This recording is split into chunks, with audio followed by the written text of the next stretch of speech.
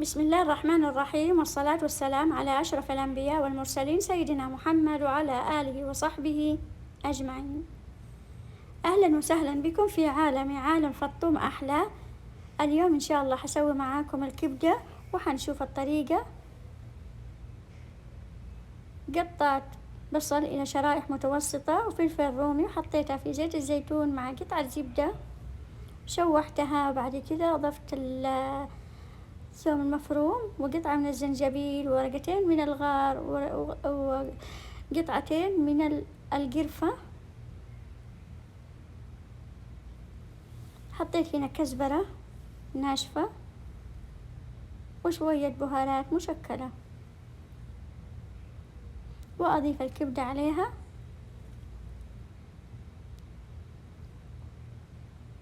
وأقلبها بصورة مستمرة حتى ما تنحرق عليا وتبدأ تفرز مويتها.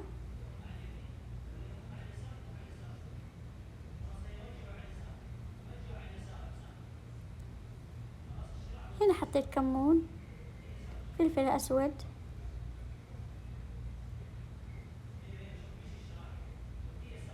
شوية هيل، كاري، كركم، ملح،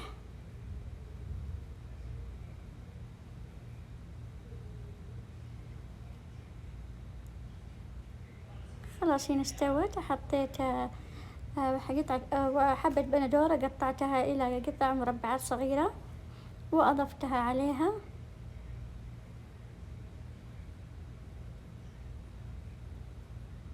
وبكذا سويت أحلى كبدة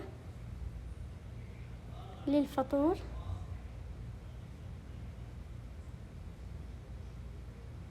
ناكلها بالعيش أو نسويها سندوتشات. حبايبي لا تنسوني من اللايك، اشتركوا في قناتي وحاولوا انكم تشيروا للقناة، تسمعوا فيها، وإن شاء الله يكون عجبكم الفيديو. وإلى لقاء آخر مع فيديو جديد، في أمان الله، والسلام عليكم ورحمة الله وبركاته.